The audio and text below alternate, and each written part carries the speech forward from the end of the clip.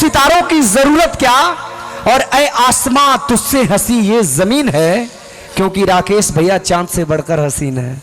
तो एक जोरदार ताली बजा के स्वागत करें। कैसे आवाज कि आपके गायकी का क्या जवाब दूं, आपके गायकी का क्या जवाब दूं, और आपको इस मंच पे बुलाने का क्या हिसाब दूं। अगर कोई अच्छा सा फूल होता तो बाग से ले आता, लेकिन जो खुद ही गुलाब है उसे क्या गुलाब दूं। तो एक प्यारे से गुलाब के लिए एक जोरदार तालियां बजा के स्वागत करें आप सबके बीच बेहतरीन फनकार बड़े भैया राकेश तिवारी जी।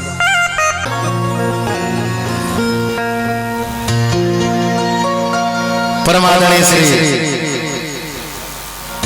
राजेश मदेशिया जी, जिनके पूरा साउंड सिस्टम, ऋषिकेश भाई जिनके सौजन्य से आज ये परिवार में उपस्थित बानी जा हमनी के, इसको बनाइए ऋषिकेश।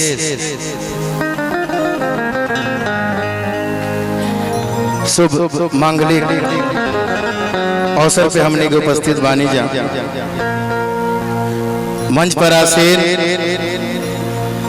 वादक कलाकार बेंजो पर भाई कमाल साहब, कीबोर्ड पर हमारे बड़े भाई आदरणीय राजेंद्र द्विवेदी जी, पैड पर हमारे भाई सिराज जी, ढोलक पर अफसाना जी, और तबले पर प्रियम जी। हृदय के गहराई से कोटि कोटि नमन सभी को। बनाइए इसको, बनाइए, खोलिए।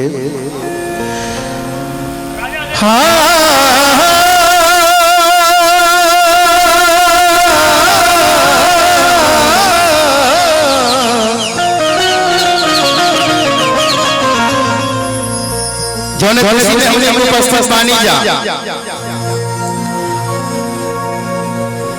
वो खुशी पर एगो गीत, ओकरा बाद यहाँ पर उपस्थित बानी यूट्यूब, जो हर कलाकार के लोग सर्च करके देखेला, यूट्यूब किंग आदरणीय बड़े भाई राकेश भैया उपस्थित बानी। भटनी से हृदय के गहराई से कोटि कोटि नमन बा। अंकेश डिजिटल मीडिया, हृदय के गहराई से कोटि कोटि नमन बा। आई और भी कलाकार है मंच पर बाने, ज्यादा ना, बस मात्र 4 गीत हमरे आवाज में ये पूरा परिवार गाता। हे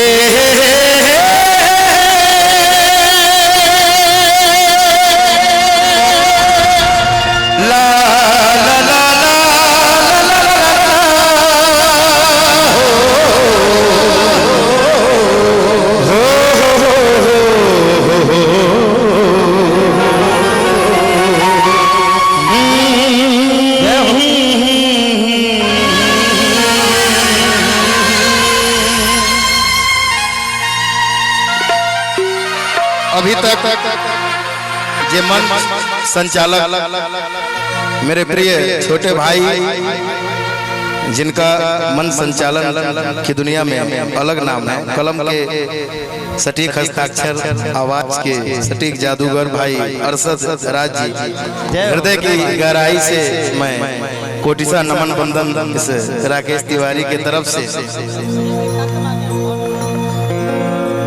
जे भी यहाँ उपस्थित बा परिवार के, लड़की पस से लड़का पस से, सबके हृदय के गहराई से कोटि कोटि नमन बन। अरे आज के दिनवा लगेला सुहावन,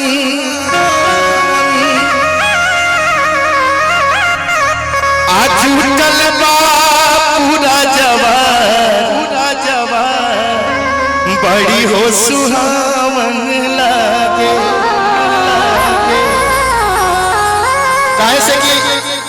हमनी के माटी से जुड़ल बानी जा, और माटी के चीज अंकेश भैया के ये आदेश भैया लगे, थोड़ा सा मिट्टी से जुड़ी विवाह तिलक का भी आप स्टार्ट करेंगे।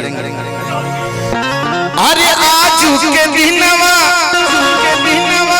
अरे लागे मन भावन, आज उठल बा सभे दुआर, बड़ी हो सुहावन लागे। और जितना लोग बैठल बा ज्यादा कुछ ना, हम एक बार चाहम कि दोनों हाथ जितना लोग बैठल बा एक बार उठा के और सुंदर से जोड़ा खातिर आप लोग आशीर्वाद दे दी।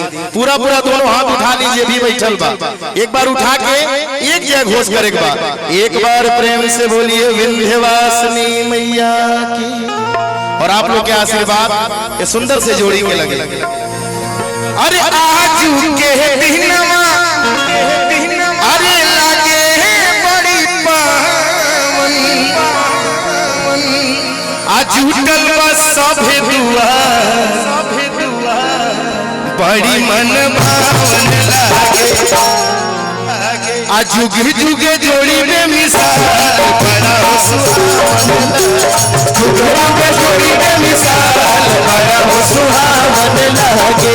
आज के दिनवा लागेला सुहावन, आज के दिनवा लागेला सुहावन, जुटल बा सभे दुआ बड़ी सुहावन लागे। आज के दिनवा लागे मन भावन, जुटल बा सभे दुआ बड़ा सुहावन लागे। बड़ा सुहावन लागे। आज जुग जुग जोड़ी में मिसाल बड़ा मन भावन लागे। जुग जुग जोड़ी में मिसाल बड़ा सुहावन लागे।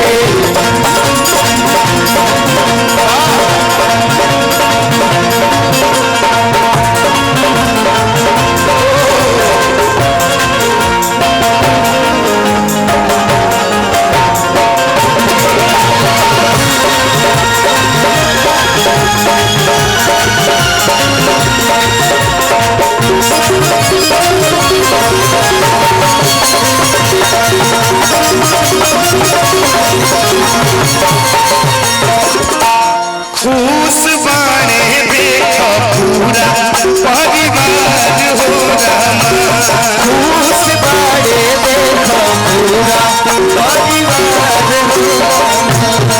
खुश बाने देखो पूरा परिवार हो रामा।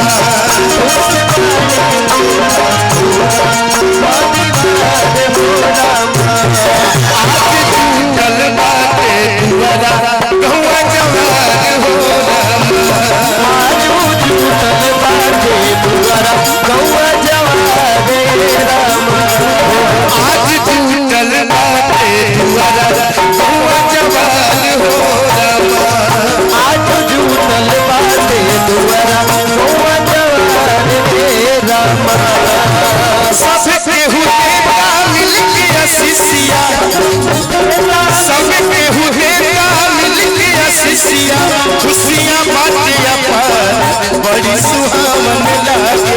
सबके हृदय का मिल गया खुशियाँ, खुशियाँ बाटे अपार बड़ा सुहावन लागे।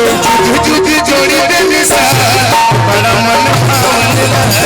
जुग जुग जोड़ी में मिसाल बड़ा मन भावन लागे। जुग जुग जोड़ी में मिसाल बड़ा मन भावन लागे। जोड़ी में मिसाल बड़ा मन भावन लागे।